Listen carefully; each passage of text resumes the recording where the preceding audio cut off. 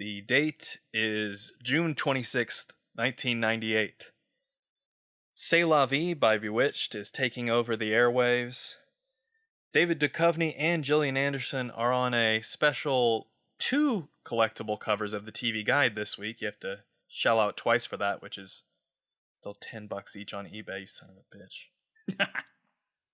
And Out of Sight, starring George Clooney and Jennifer Lopez, is the only major movie released this week. Arguable that that's a major movie release, period. But I bring it up to say that I just found out this week that while Family Matters was shooting, their studio backed up to the ER studio. Uh-oh. And Jaleel White and several of the other Family Guy people would play basketball between shoots. Family Matters. So, God damn it. You did it again. I told you it's not the last time. It's going to happen forever. But Jaleel White was playing basketball all the time back behind their lot.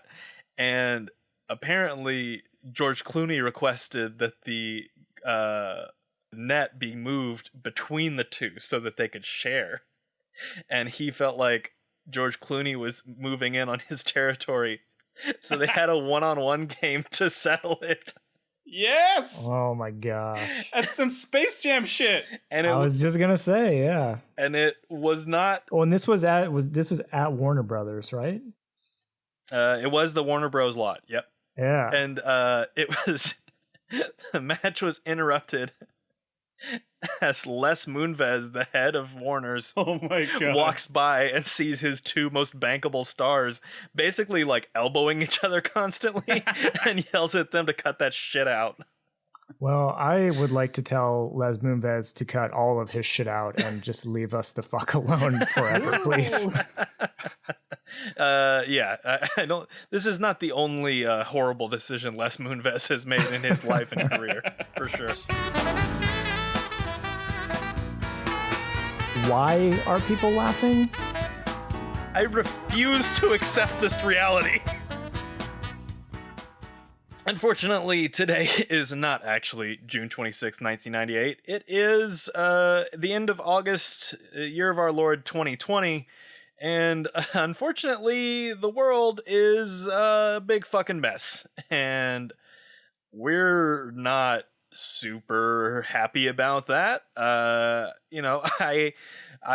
constantly have concerns about being 330-somethings white guys talking about a black-led sitcom, but it's I think that is such a minor concern, and I don't think we're taking anything away from anybody, because this is we're not exactly a big platform ourselves. But my mom doesn't even listen to it, so that's good. It's interactions between white people, particularly white people in power, the Moonveses of the world, and the Eddie and Carl style beat cops and the black community is still very, very bad. Yeah, it's just a super bummer to be recording this in the midst of another police shooting of a black man, Jacob Blake. And I feel like we addressed it in the first episode, but unfortunately, I don't think this is going to be the last time that we have to address it on, or not have to, but that we are addressing it on this podcast. No, and it's not, if we had left the name out, this could probably still be relevant whenever this episode actually drops. We don't have the schedule laid out right now, but this is just the forever war is at home, and it's against our own people, and it's fucking infuriating and heartbreaking. Yeah, I heard about what happened to Jacob Blake several days ago. Jacob Blake is a black man that was shot by a cop 7 times while his back was turned to the cops. He was shot 7 times, and now he is paralyzed from the waist down. And I think we're just out of words. Yeah. For this, and with each time it happens, I am more and more unable to comprehend how cops are still able to get away with hurting and murdering black men and women. You know, especially after a summer in which we have had such incredible positive change, coming after the massive, amazing protests in this country and around the world. Right. And people are speaking up and getting more involved politically. And change is starting to happen. And yet, even with so many people telling leaders that Black Lives Matter, you know, here we are having to talk yet again about cops hurting a black man, and just sick of it. Well, the protests, as many good points as they raised, I think have made a lot of police more afraid and more likely to use deadly force because they believe that that they are being persecuted, and so that has made people more stressed out, more likely to lash out, and it's that's not the protest fault. That they're highlighting the exact problems that lead to this situation. But yes, I can tell you from arguing with a good friend of my family who is a lifelong police officer online, that nothing that has been discussed by protests, however, whatever on the scale of reasonable to extreme has been discussed, none of that has changed his mind about anything. Yeah. And that kind of leads me into a story that happened today. I went to the U.S. Post Office, which is a whole nother bag of worms right now. Oh boy. Oh, jeez. Yeah. I was dropping something off and I was driving home and I got pulled over by a cop for the first time in maybe 4 years, probably.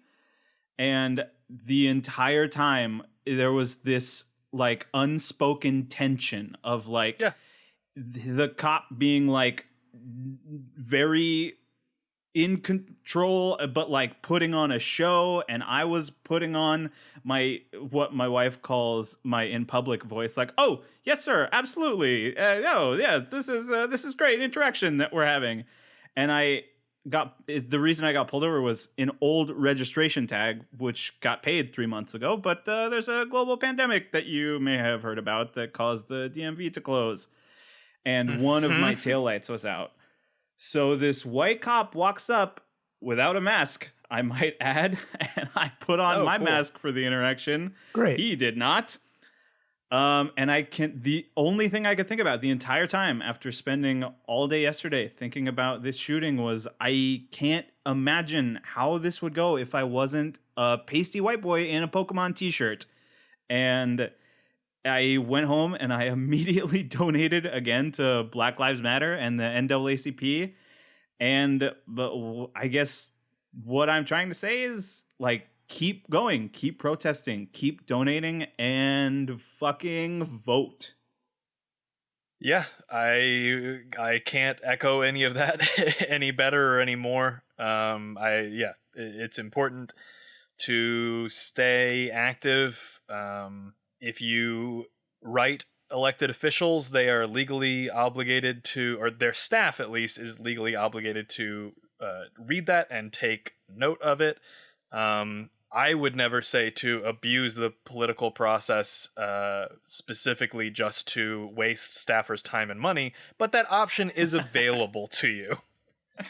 It's a thing that can happen. If you want to take one of the legal aids that's on the staff of your either state or national Congress people, you can essentially take a person's entire job and making it answering emails. And also, here's a fucked up weird thing, is that if you call them, they have to transcribe those calls, even if you leave a voice message. So that's another thing that somebody has to do and compile. So and vote. Listen, I understand it's a presidential election year, and we got to get I don't even want to say his name. We got to get that asshat out of the White House. But it's much bigger than that. Please do your homework on all of your local officials, because that's where this all starts. He doesn't get elected president if there's not horrifying support underneath him to prop him up. And so please vote locally as well. Yeah, that's the huge thing, is that I have sort of given up arguing with many white liberals that I know who say that they're not going to vote because their preferred candidate is not the one up for presidential election.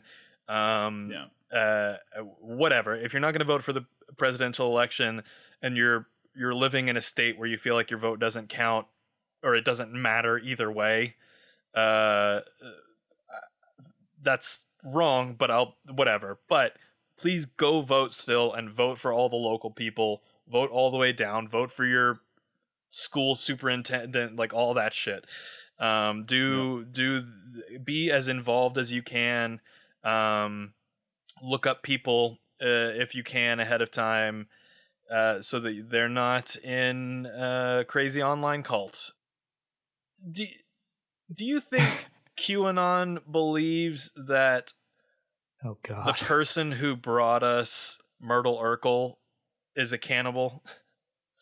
Do you think QAnon thinks that Jaleel White has drunk the blood of babies? Oh man. You know what? It never ceases to surprise me what weird rabbit holes they go down. So it wouldn't surprise me if they have somebody watching Family Matters backwards as well, and are for all of the opposite fucked up reasons. But it wouldn't surprise me. Yeah, what hidden messages are we uncovering as we're going through this that tell us that Myrtle is dead this whole time? You know what else is hard to laugh at is this episode of television, which is episode 212 overall. I disagree. I actually laughed. Do you really? Sorry. Hot take. I actually laughed more at this one than also. I don't know how the hell we transitioned from what we were just talking about, but we're doing our best. It might be rough. It might be rougher if we have to heavily edit all of this. But John laughed. It's episode 212 overall of Family Matters, season 9, episode 19. Don't Make Me Over. Which, is that a pun? I don't actually get that one. If it is, it's a song. That's the exact song title? Yeah, that doesn't make it funny, but she wants the makeover. What song? Who performs it? What's the? It's I just had it. I think it's it's Stained. Yes. Are you serious right now? Have you listened to Stained before? I mean, it has been a while since I've listened to Stained. It's Don't you fucking dare. For the record, I do not listen to Stained often. I had that CD. Oh, all right. I think I vaguely picture the cover of it, but I don't think I ever had Stained. Yeah, that Puddle of Mud. Oh, man. I'll get down with some Puddle of Mud for sure. The double D. See, it's a joke. Well, it's a funnier joke than this episode title. Who was it? Who was the actual artist? It was Dionne Warwick. Oh, okay. That's like a famous. Not to be confused with Warwick Davis. And definitely not to be confused with Stained. So. This episode comes in real hot at the beginning.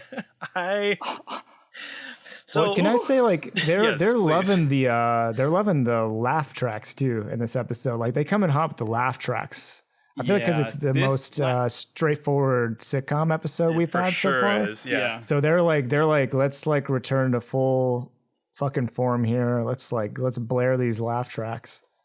And I feel like because the laugh tracks were so much bigger, like the performances just got even, like they were both building off of each other. Yeah. By the end, it's terrible.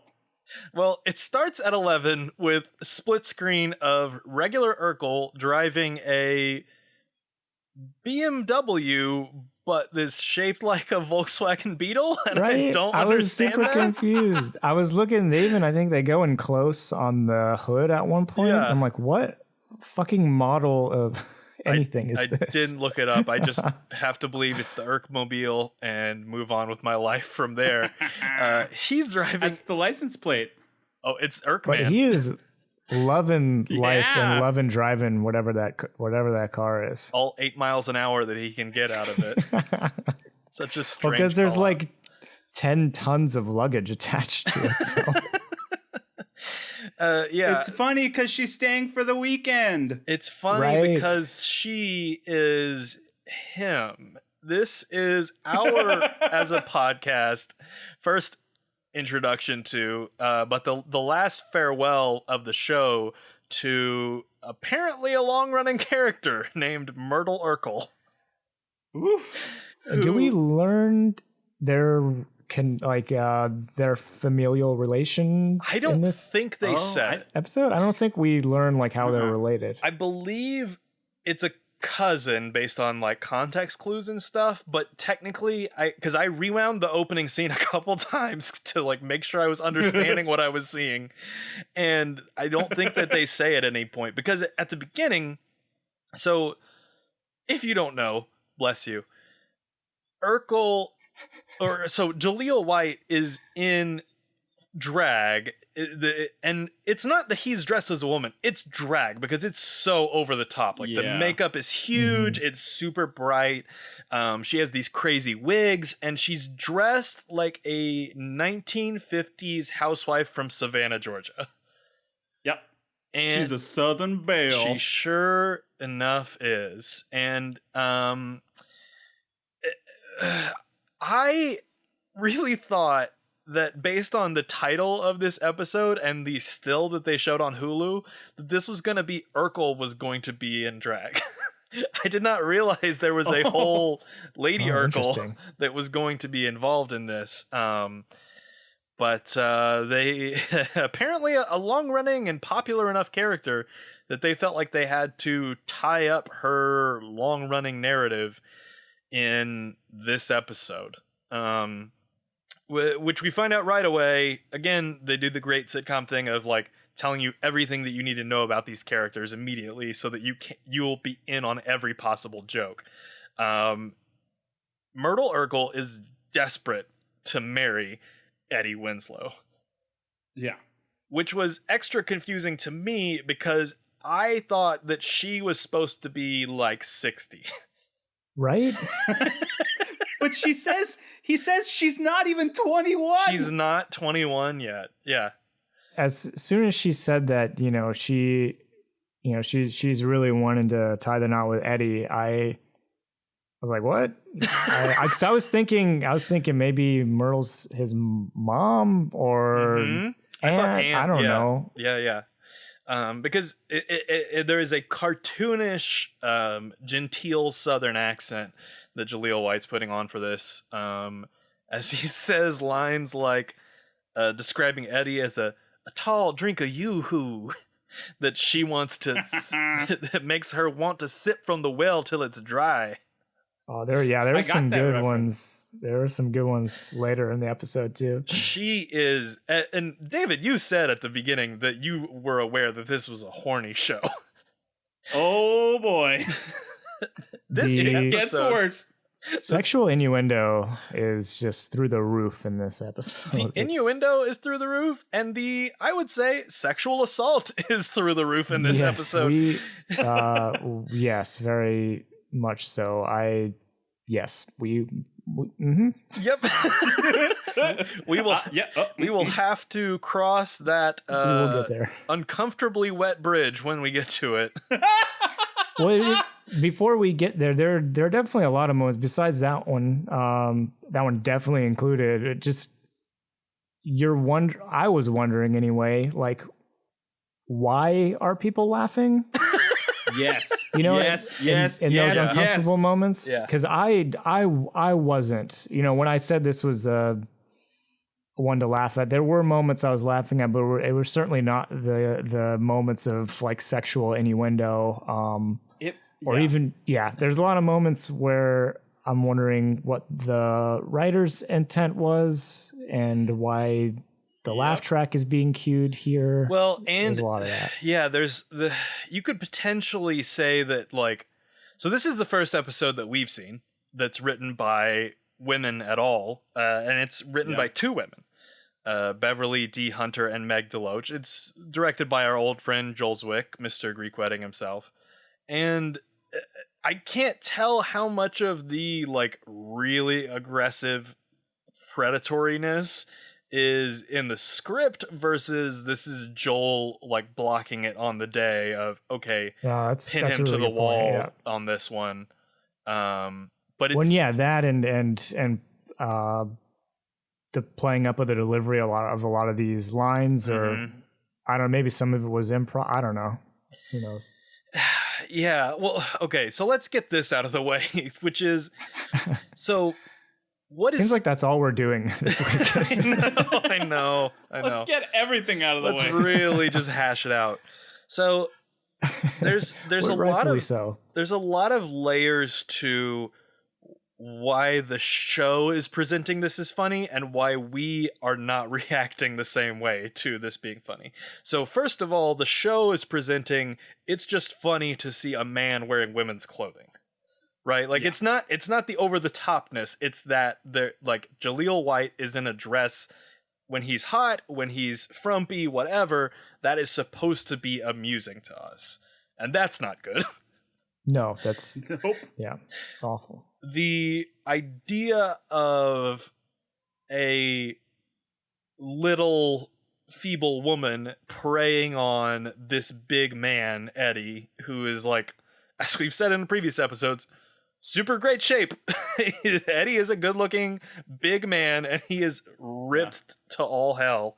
And so it's funny that this woman is, like, pinning him and, like, taking advantage of him, or trying to, when he has explicitly said no to her. That's supposed to be funny, and it's not.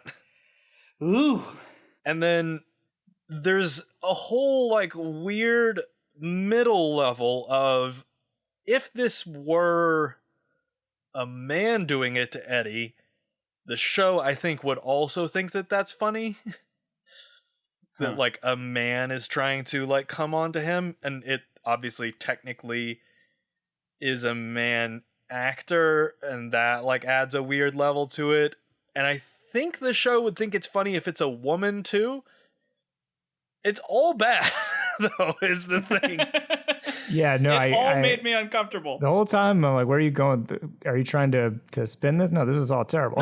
No. I'm just, like, trying to vocalize, like, every piece of what made me uncomfortable about it. And there's also like a whole, like, extra layer that I don't think the show is putting into it at all, but, like, I still have to think about because of, like, the times we live in and people that I know and things that I've, like, read and fought online, which is, like, this whole casting trans women particularly as predatory, and, like, oh, they're just going to follow you into the bathroom and do terrible things to you there. And, like, I don't think the show is saying that at all in this case, because that's not the identity of this character at all, but it is still a man in a dress, which is, like, I think to them is the same thing. Yeah, that's how the stereotypes get perpetuated. Right. Yeah, I know that there's Myra, who is a, like, sexually predatory person, who's a woman on this show. But I forgot about Myra. Yeah, she is technically in this episode in archival footage, but makes no other appearance. But I bet that she's not physical in the same way that Jaleel White is. And part of that's because he does physical comedy. Like, that's his deal, is he just throws his body all over the stage. But it's really hard. Yeah, well, that's we're jumping all over the place here, but one of the final scenes, right, that we're all talking about here, Eddie and Myrtle, that run around the kitchen, and it goes on for so long. Yes. You know, so much of and- this episode, watching it felt like it was, I had spent 5 minutes watching it, but every scene takes forever to finish. It doesn't make sense, but that's how I felt. And that one, it just, the further it went on, the more uncomfortable I got, right? Watching it. It's like, can we please get to the end of this? Like I was just very uneasy watching it. So it's like there's one joke for the entire episode and they're just like stretching it out over 22 minutes. And like, that's all they have. So everything else is just filler and it just doesn't make any sense. Well, and this is like a weird backwards way to look at it, but I think there's something to this, which is like, we're all former theater kids and film kids. And when you're in rehearsal in particular, you play the game of chicken to like see if you can make somebody else break, and then also you regardless of whether you're doing that or not, you will do things to mess with other people, to like push everything just a tiny bit further, to just see what you can get away with, and that's funny for rehearsal. But you don't then base the play or the short film around that as a concept. So like Jaleel White is clearly like chasing other people around the set and like doing crazy things. I mean, he's constantly ad-libbing based on the reactions that he gets in this episode and the others that we've seen. And so like this is like what he does, but they've written this episode around the idea that like this is Jaleel White doing it, not an actual character in this universe that we need to care about the consequences of what's happening with her.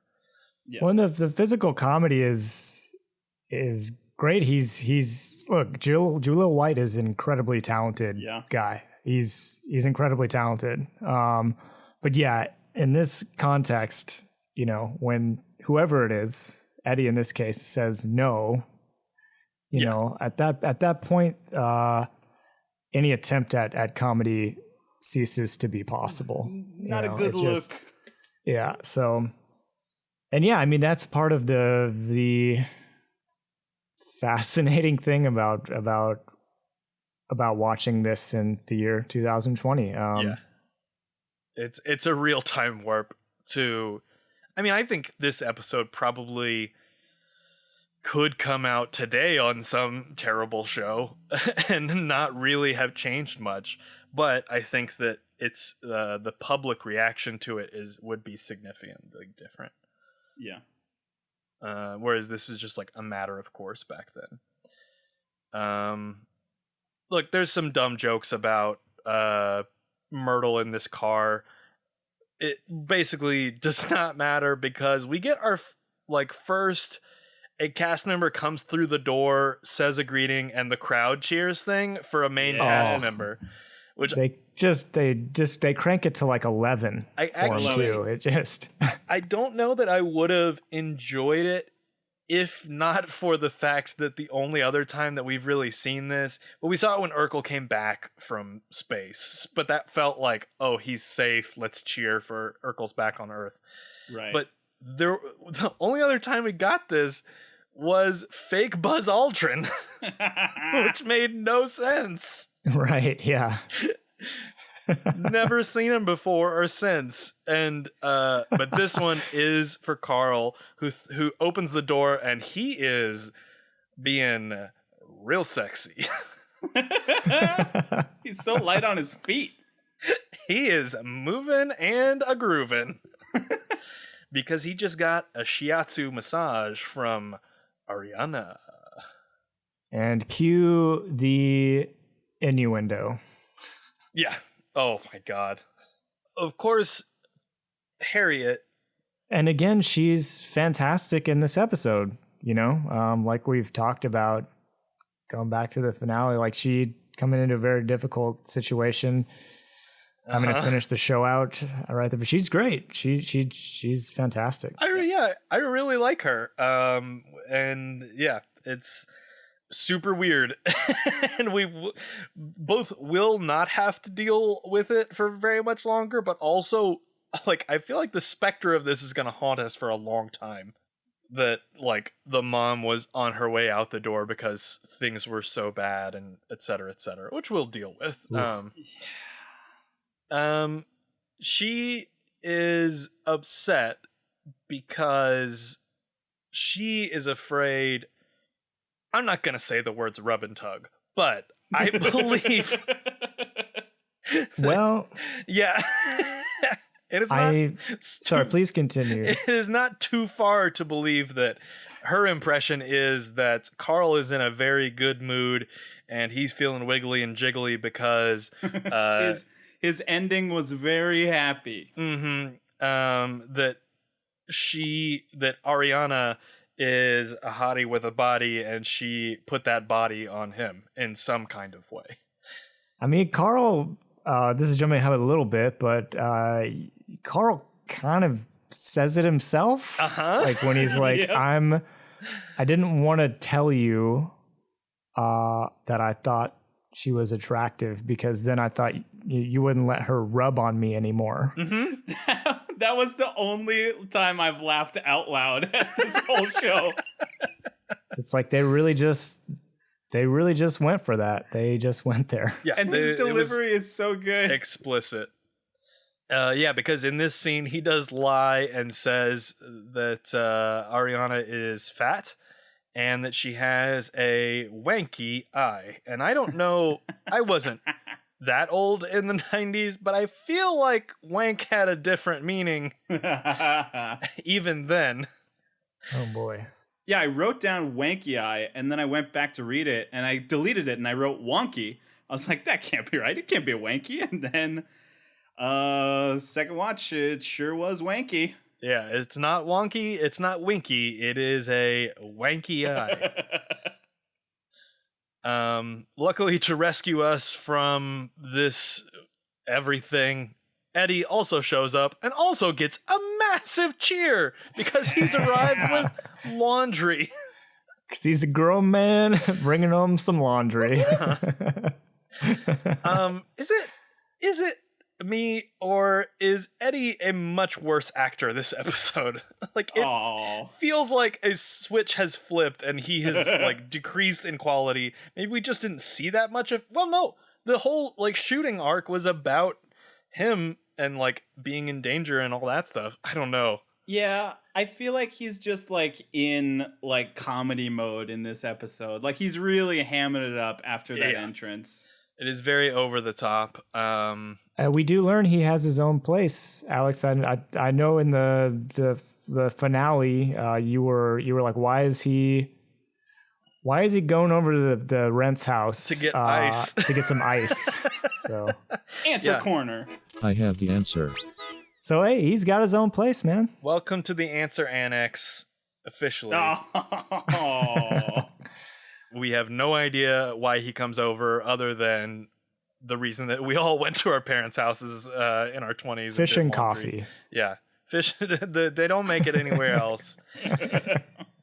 And what else do you put in your fishy coffee but a squeeze bottle of honey, which is what Myrtle calls Eddie when she comes in immediately. And she also gets a huge cheer. We've already seen her this episode. Why are we cheering? That's the thing, because the beginning was filmed like for CGI, so it wasn't in front of an audience. This is the first time we have the audience. You're telling me they weren't actually driving down that highway there? I know your CGI, Dar, is really bad, but when they crash, it's so awful. I mean, look, I know it's a TV show and you know, those have smaller budgets, but I was always thinking the scene in Airplane where they poke fun at the driving in front of a backdrop. Yeah. You know, it's like that looked better than this. And that movie was made, what, like 30 years before this TV show? I loved when they slammed on the brakes and all of the suitcases fell off of the top of the BMW Beetle, because just bringing to it the extra knowledge that there were like two grips who had to like run up and just push all of them from the side of the car and knock them off. in probably green suits, or at least like green Oh, gloves. no. Oh, That's got to be a fun day for them. What a treat. oh, for sure. To have to reset that, and definitely. But they got plenty of time because Jaleel and George Clooney are going to go play some basketball. That's so. right. The revenge match. Yeah. I don't know the amount of money that I would pay in $20 to see George Clooney and Jaleel White go up against each other in basketball, but it's excessive. It's more than somebody should pay to watch a sporting event. Because Dave, you brought up Space Jam. It's too bad that Space Jam was like 94, I think. Is that right? Something like that. Yeah. Was it that one? No, that can't be right. That must have been later, like 97-ish. It's 96. Okay. So a few years before that. Yeah, it's too bad they didn't have Michael Jordan join in on that. Let's play some basketball. Spoiler alert: MJ probably would have won that. I think. I thought you were gonna say spoiler alert. MJ is in Space Jam. I thought you were gonna like spoil the end of Space Jam. Be like MJ, he did win against the Monstars. The Monstars. He stretches his arm really far. Now you've had plenty of time to watch the classic. That's on you now. Space Jam. And I mean that. It is legitimately one of my favorite movies. I love it. Look, that was my second grade birthday party, was to go watch that and then come back to my house afterward and put in Monster Teeth and play basketball in my front Hell yeah. yard. Was I good at basketball? Did I like basketball? No, but that was the only option after you watched that movie. The only option for Eddie is to run away from everything that Myrtle does, whether she's saying sweet nothings into his ear. He calls her a water buffalo and a Bigfoot. And we find out that Myrtle is from Mississippi and she is rich as fuck. Yes. And we don't know why for any of that. We're only 3 episodes in, though, so they'll probably flesh it out. Oh, I forgot. We're watching it backwards. I still think I think the answer is both yes and no. I still think we're going to be left with more questions than answers by the end of this thing. Big old squeeze bottle of honey. Maybe she works for who knows, some sort of condiment company or something. I don't know. A Teresa Hines situation, or owns rather. Yeah, she's really plugged into the bottle of honey world, so that was the first thing that came to mind. I did have the thought in this one when they're talking about, okay, so like they're acknowledging in world that Myrtle dresses like somebody's great grandma.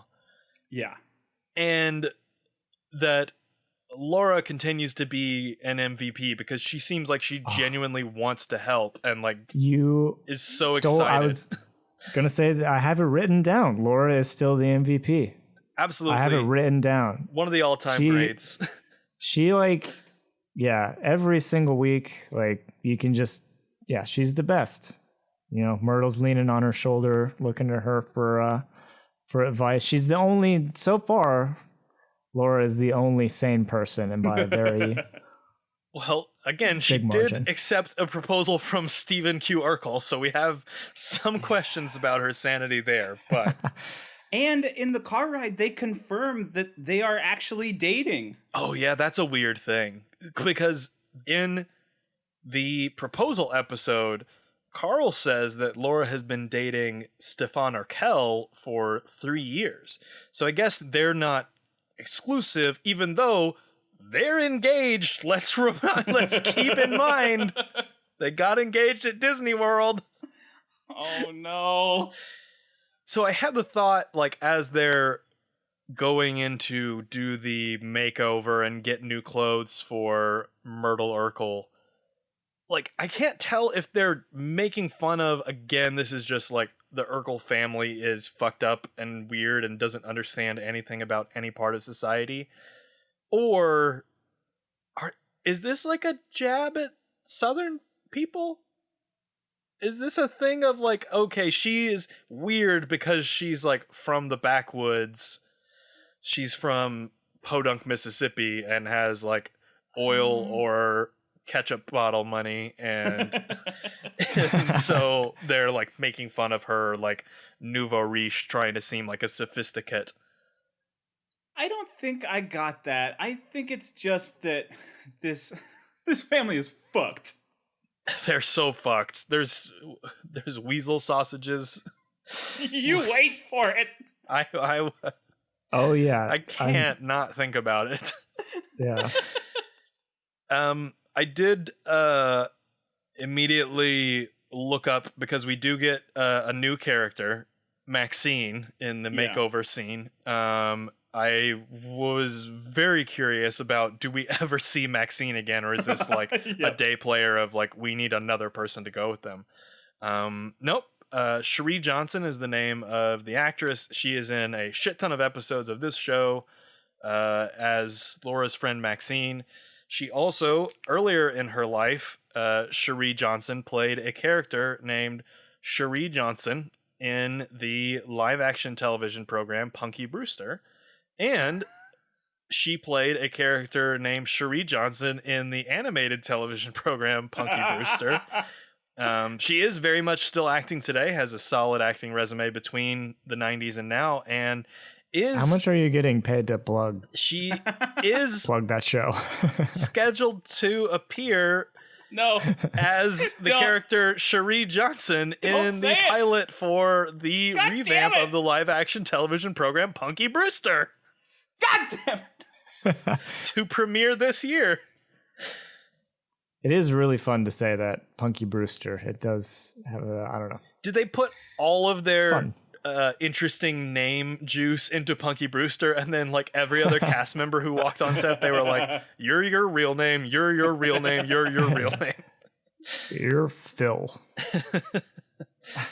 So Cherie Johnson playing Maxine here is with Myrtle and with Laura in the hottest shop in the mall, where everything apparently makes you look like a hoochie mama.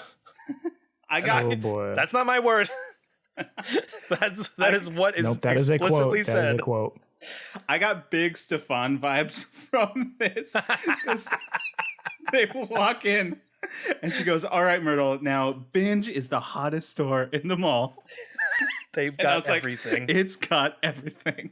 It's got hoochie mamas. I just wrote down in my notes, oh my gosh, malls, rest in peace. Yeah. That's all I wrote down. Unfortunately. And I'll frequently have a hard time pinpointing an era of clothing that was like within my own lifetime. Like that just seems like kind of normal clothing, even if we've moved past it now. But as soon as I saw all this stuff, I was like, oh my God, spaghetti strap dress, cat print outfit, a bustier. Like this is very specific to 1998. Yeah. Holy shit. You're going to get a dress code violation if you wear those to school. Don't do it. Oh, Jesus Christ. Well, Myrtle is not quite 21. We don't know exactly what age she is, but she is going to attempt to sell her cake by putting on some icing. Jesus Christ. There are so many like variations of that phrase. That one, like the specific nature of like, I mean, cake comes up in this show a lot, so I think maybe it's just like common, like they're just thinking about it all the time. But like, there's a carnality. Literally cake, the food. Yes. There's been cake in 2, maybe 3 episodes, maybe all 3 that we've seen up to this point. Yeah, maybe they're in the writer's room. There's just always a sheet cake. Isn't it somebody's birthday this week? There's something really specific about the carnality of saying that she's trying to sell her body as if it's cake so that Eddie can just take a bite out of it. That seems fucking weird to me. That's the only thing in this whole episode?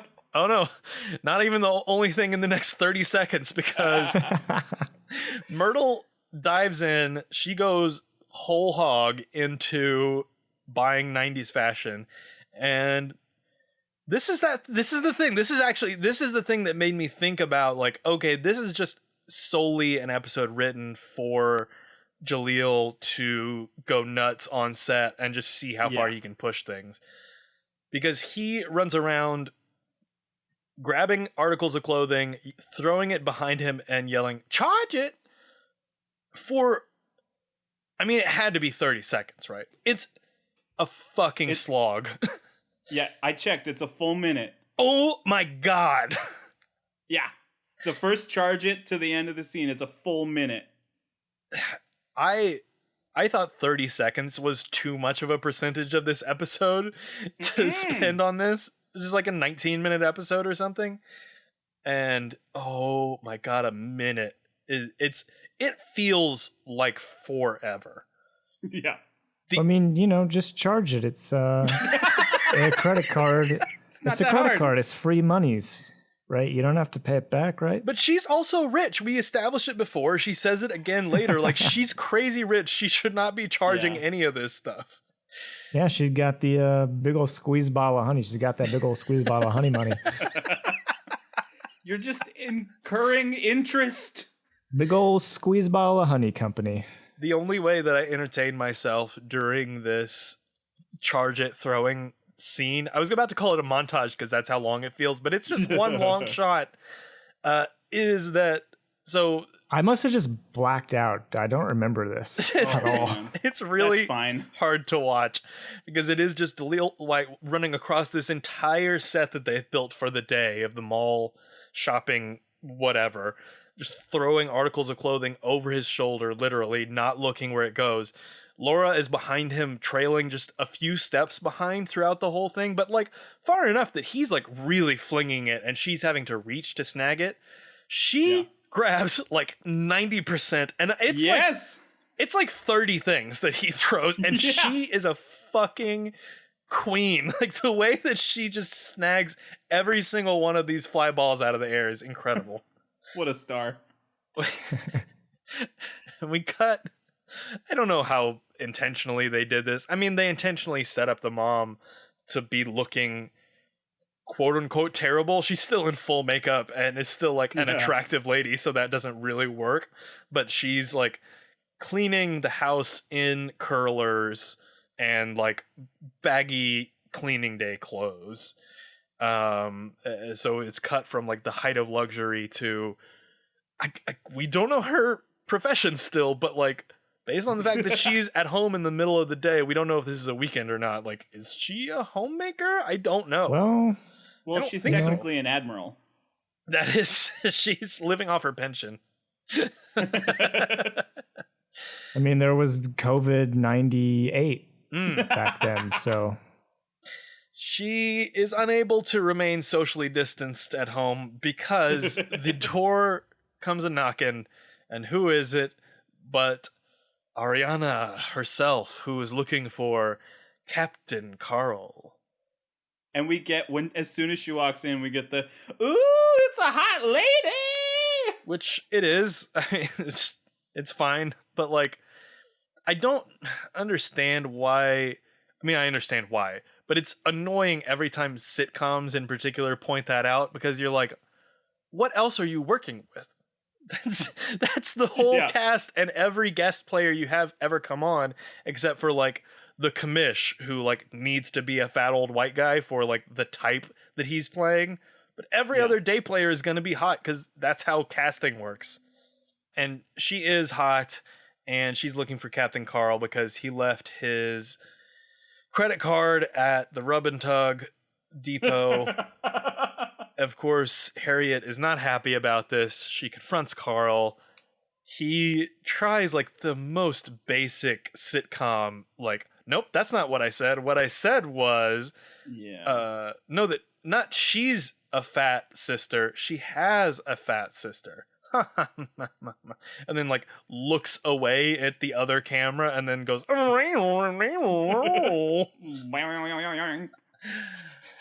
and Harriet's having none of it and tells him that she's gonna find a new masseuse for his back who is going to be fat and have a wanky eye, and she dubs herself Admiral Harriet, and I'm here for it. I like Harriet. Yeah. I like this Harriet. Not Mama. I'm gonna be sad to see her go. It is weird that we're growing attached to the wrong Harriet. Right? I'm gonna resent the other one. It's Yeah. just not the way to do it for 8.5 seasons. Well, it's because everybody else, a lot of the other characters have been like doing such crazy things so far Yeah. that she's one of the only ones that's like grounded in reality. Yeah, I was on her side on the whole like Eddie being a cop situation. Like she seemed to make way more sense. What doesn't make sense is this is not an important detail, but I did notice it, and I'm afraid it's going to bother me for the rest of this podcast, which is there is no deadbolt on this cop captain's front door. There is the handle lock, and that's it. Maybe that's why you thought that Eddie was going to get shot through the door. You knew anybody could just kick it down. I will say this whole thing with Harriet and Carl feels like the first, the only that we've seen so far, truly classic sitcom bit, like a funny mix-up, a like lying to each other and then getting caught and then getting kind of in trouble, but everybody's lovable, so nobody really cares. This like ticks basically all the boxes. Right. And I don't know whether that means we're going to get a lot more of that soon, or if, I mean, clearly this episode is all serving the purpose of wrapping up Myrtle's narrative arc of becoming her own woman, I guess. It's girl power. Where it ends up is a good place. I just wish that we hadn't all had to be on the road together to get there. Yeah. Yeah. Agreed. It is definitely a good realization, enlightenment to come to, but there were some very not okay things that happened in between. Which is right now, we do get the, Carl says he's afraid that his wife is not going to let her rub on me anymore, as you said, which is just so... It's not even subtext anymore. It's just text. And there was emphasis on that part of the line, the delivery. We all know what they're saying there. I think it was a 3/4 shot, so we couldn't see if he just like literally touched his penis while he was saying it. Jesus. And then to get out of this scene, it gave me so much nostalgia. It's the like, oh, she walks out mad and Carl's in trouble, and we get the guitar solo, "You're in Trouble." Yeah. It was uh-oh.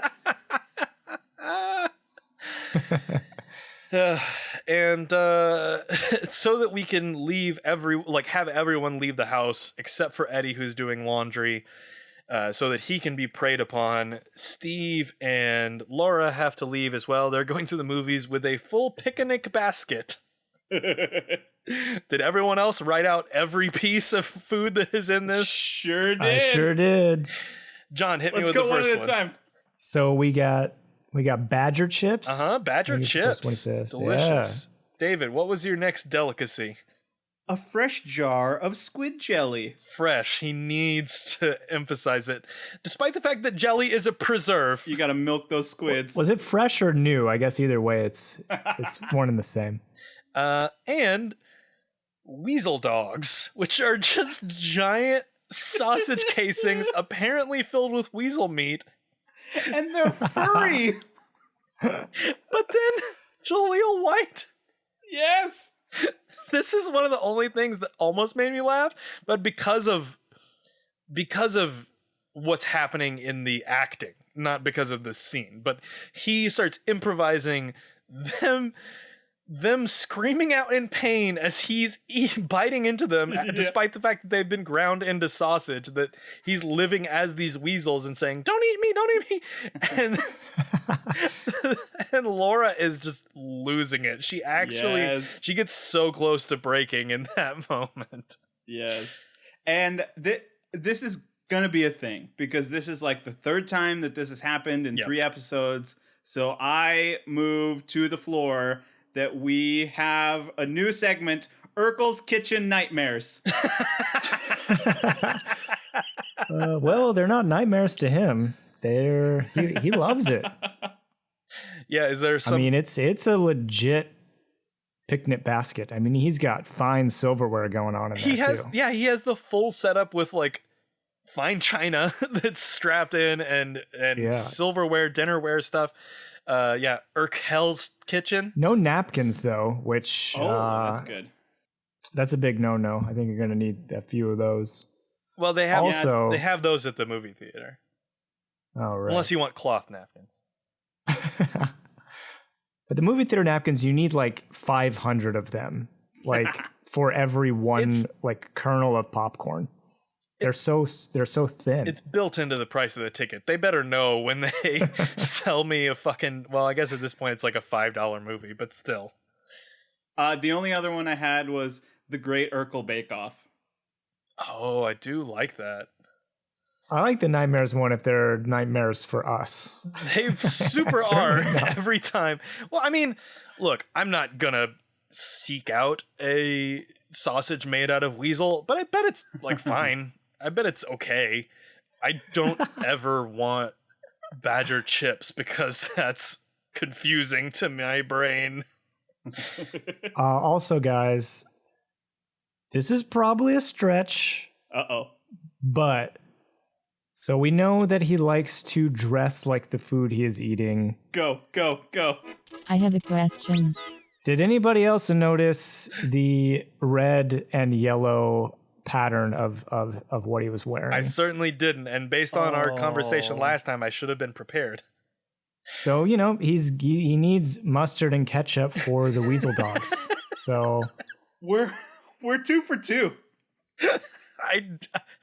I refuse to accept this reality. I'm just saying it could work. I will not allow it. Although I'm gonna give it to him, even if they didn't mean it that way. I'm gonna give it to him. I will allow a little bit of leeway, and I don't know why I'm even like giving them any credit on this. But like he dressed like another culture's food when he was eating another culture's food, right? So he okay, this is Spanish food. I'm going to dress like I am from Spain, however stereotypical that is. This is Urkel food. So he's dressing as Urkel, and I think that that's normal for him. Yeah. I don't know. But if I'm sure that I think it fits. If you're dedicated enough to this, I would love to see the Urkel Fashion Report smash with Urkel's Kitchen Nightmares. I will go down with this ship. I will. I will find a way to make it work every time. The good thing about we're trying to avoid the scene that comes next. But the good thing is we've mostly covered all of it already, which is Myrtle comes in. She's all 90s up, has a midriff dress, has a crazy like. This is the exact wig that Whitney Houston was wearing during this time period as well. Like, and she has blue eyes. And I was like, have I missed all this episode that she has blue eyes? Because this is striking. And they do such an intense close-up. And the only thing I could think about was the exact same close-up in Gremlins 2 of the female gremlin. It made me just as uncomfortable. Yeah. No, she got contacts, and she pins Eddie to various positions, and like every time she's like, "Oh, I can't believe that you would get me and you would try to on the floor, and I'm a gentlewoman. This is a scandal, Edward. I can't believe." And it's not funny at all, but they do it like literally like 5 or 6 times in this one scene. Yeah, just can't emphasize enough that it's not funny, real bad, and it makes me very uncomfortable. Yeah, it's especially after again whoever it is. Yes, as Eddie says it in this case, he says no, and yes. The only thing that made me laugh about it is they pull back on this chase scene so far that you can kind of like see over the like set, and they're running around so much that the entire set is like shaking in this chase scene. Because this is two grown men running. Yes. His physical comedy is gonna bring down this entire set. It kind of wouldn't have mattered. Like, they only had like an episode and a half left to shoot in there. Yeah. I was trying to concentrate on anything else, and I noticed that on this laugh track, and I don't know if this like totally throws out my concept of this laugh track is all canned and they're just like turning on different samples at different times, or if it's a conspiracy theory. Right. It is possible that they re-recorded it, or it's possible that they have like different pieces that they like throw on to different, like they mix it differently at different times, because there is a little kid in this laugh track who's going fucking nuts this whole time. What? He thinks it's the funny, I mean, you can't really tell, but this little kid like thinks that this is the funniest thing they have ever seen, and I noticed that, and all right. Like physically pursuing someone against their will. It seems great. It is terminated with Myrtle finding her own worth as a human being and giving a very 90s lady snap and embracing her Spice Girls girl power, which good for her. I'm glad, especially if it means that Eddie can live his own life now. But that's the thing. He loved it. I don't. No, this is also a bad thing that I did. I had shut it out of my brain that they like Stockholm syndrome, abusive person. Like they make a justification at the end. Like he doesn't know what to do with his life if it's not running away from Myrtle. And I'm like, no, this is like, I do anything. I know too much about abusive relationships. Like, you will be happier with, and they say that he has a girlfriend in this episode. They say her name is Greta, which we don't see her at all, I don't think. But he's Eddie gonna be all right. There's no need for this. I mean, he is hot shit. I mean, and he's got his own place. You know, he's no washing machine there, but who needs it? I don't know. Maybe it only takes fucking quarters like mine does, and you can't get quarters anywhere. So I did once. I never did laundry at one of the apartment complexes that I lived at. The entire time I lived there, I didn't do laundry at their machines because you would like preload a little swipe card to use the machines there, but they wanted me to so bougie. Not if you saw this place. This was the most up-to-date thing that they had, which was 1984 technology. They didn't have any Badger chips in the vending machines. It was not available to my knowledge, but I didn't ever use it. I didn't ever go in because they wanted me to pay $2 for the card in the first place so that I could load money on there. And I was like, you're not gonna get me. I'll drive to my parents' house and spend 4 times that much in gas just to. I was just gonna say, when you do the math on the mileage, the statement, Alex, John, it does not. You got to factor in the gas money, man. No, I made a lot of mistakes financially, which is how we're all here. Well, that's just why you just put everything on the credit card. Like I said earlier, you don't got to pay it back. Mm-hmm. Charge it. There is a lot of charging physically of Jaleel White around various sets in the closing credits montage, which is set to one version of the song Pretty Woman. I don't know who was singing this particular one.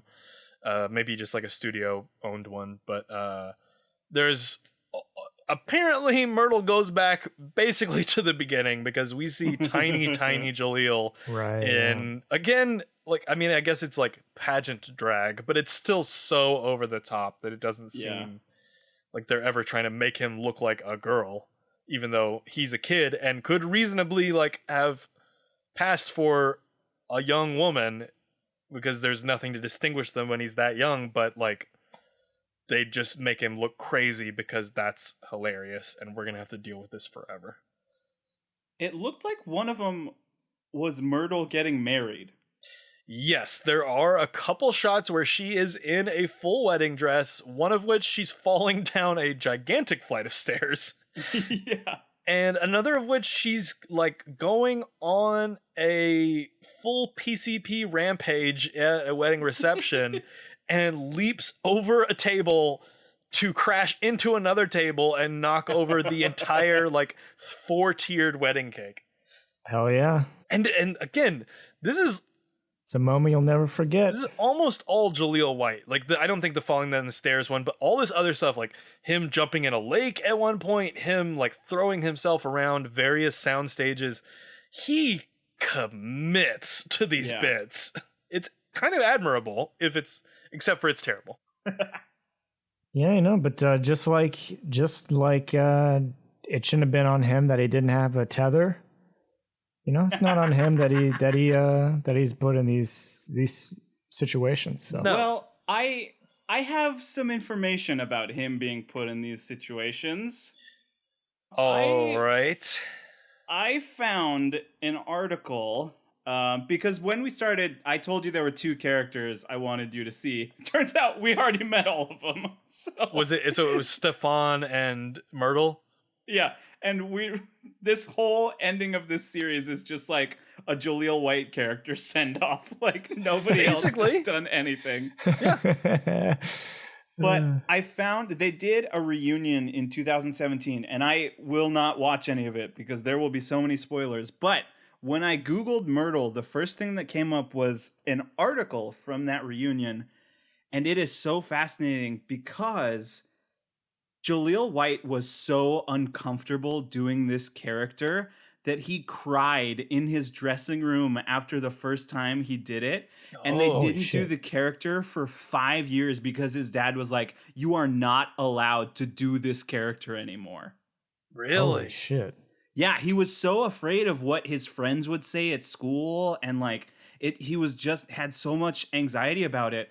And then he went to school, nothing happened, and he talks about like as he got older, he got kind of more savvy about like it. He says like the show needed a shot in the arm, so like he walked into the writer's room one day. He was like, "Hey guys, we can do Myrtle," and all of the writers were like, "Yeah, fuck yeah!" And oh my god, from then on, it just like he was really like calling the shots and like. It's the same thing as he's becoming more of the central figure, like even behind the scenes, he's becoming like the one that's pulling the strings. Well, yeah, it is interesting that like even in the short interview that I read about the George Clooney thing, that he was talking about like, well, I have an idea for like how we would structure the episode and like who would be included and all this stuff. And so it does seem like, and he was talking about collaborating with the actress who played Laura and some other people and talking about like that it seems like they were able to steer the ship a little bit, but that they know that there's some audience expectation for a level of genericness and slapstick that you kind of like you just put in this dumb stuff. Like I mean, fucking RVJ in this episode is like doing the most goofy eye expressions I've ever seen on any actor. Like there's nothing realistic about it. It's just played for like it's stage cartoony, like to play for the audience. But that's what this fucking show is. That's what all these shows are. That's what you do, and you just cash your paycheck and walk away at the end, and it's like you leave your dignity at the door. Yeah. All of the people in this show, to some degree or another, have like people love it for nostalgia reasons, but a lot of them have like other stuff that they can point to, like I was actually in this film that like won Oscars and stuff, or like Die Hard, or Jaleel White was Sonic the Hedgehog for like the animated series all through the 90s. So it's like they have other shit going on. They're all right. I don't envy any of them the position that they're in, having to do the stuff that they did in this episode in particular, which is why I think the mom and Laura shine so much, is because they get to be the straight men to this like Yeah. super insane shit that's happening. And so they seem like much better people because they're not the ones getting into hijinks.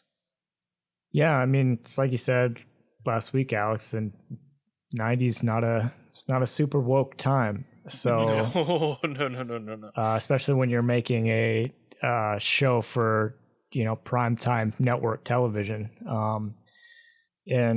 So yeah, there's a lot at play when Jaleel feels like he can't play that character. You know, he's getting negative reaction from his dad, pressure at school, maybe pressure on set as well. Just even when he's performing that character. I mean, wow, that's crazy. That's a really good insight there. And it makes me think how much this must have been happening more largely across the board. Like, again, this is the first episode that we've seen going backwards that's written by women at all, and it's written by 2 women, and it's like one of the most like deals with like sexual assault in a very like haha this is funny way, and not great, and also just like doesn't make women look great, because like, okay, here's the like ditzy woman who's throwing herself at a man, here's the hot rub and tug girl who's an idiot, like we didn't talk about it, but she's played as just this absolute buffoon, and the mom's jealous for probably no real reason. And this episode is written by a woman named Beverly D. Hunter, which seems particularly appropriate based on the things that we see. Does she have a piano? I don't know. Both of these women are like absolute studio workhorses, worked on a bunch of stuff around this time and continue to work to this day. Also on black-led TV shows. House of Pain, believe it or not, coming back in 2020. Tyler Perry's show that has been off the air for like 7 years, I think, is about to have its 9th season. And Beverly D. Hunter is writing that. He just never stops working. Yeah. It's insane. And Meg Deloach is writing Family Reunion, which is a black-led sitcom for Netflix that didn't come up in my search that I did a couple weeks ago, so we didn't talk about that before. I don't know why, but I guess it's not reaching into the upper echelon of popularity, but season 3 is about to premiere, so it must be doing all right. It's got Tia Mowry in it, I think. Could be Tamara. I think it's Tia. I'm not going to look it up. Don't care. Do we have anything else fun or not fun to say about Don't Make Me Over, other than I would love to say goodbye? I just think, ketchup and mustard goes great with the weasel dog.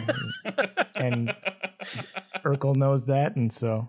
I'm not going to go into how I think that maybe ketchup is the worst thing that he's talked about eating out of this whole thing so far. Just every episode, the fact that you're even implying that he has ketchup on anything is offensive to me, but I know that I'm in the minority. You don't like ketchup? That. No, I really don't like ketchup. So you're not going to be one of those grandpas that walked. I don't know where these. Well, I say that my grandpa did it, but I don't know where the thought comes from to carry around a bottle of ketchup everywhere you go. But there are those people out there. I've never heard about that. Really? Yeah. Well, there's kind of maybe that. It was just your grandpa. There's also like old people carrying around hot sauce is a thing, particularly like women carrying it in the like big handbags, having hot sauce in there. That's also not a concern for me because as I get older, I could get more hot sauce. You can throw down on some hot sauce and it goes well. It pairs well with many things. I agree, and I like ketchup, but it's very confined to only a few things that you can really enjoy it with. Yeah. And one of them is not anymore. Is definitely not the waffle fries or anything from Chick-fil-A. But fair. I would love to agree with you. However, as I get older and closer to grandpa state myself, I am less able to handle hot sauce every day. I would love to like it, but as much as my mouth would, the rest of my body is just ready to get it out as fast as possible. So, speaking of getting out as fast as possible, follow us on Twitter at Jumping Shuttle. You can go to jumpingtheshuttle.com or jumpingtheshuttle.space and find us there as of today when we're recording this. You can follow me, Alex, at ThatAlexD. David Kenny, where can the people find you? At DAK577. I've been really trying to put more shit on the internet for all of the people that are listening to this. And John McDaniel, should they send a homing pigeon? Are you going to be monitoring our email inbox at jumpingtheshuttle@gmail.com? Yeah, you can check. You can throw some emails our way.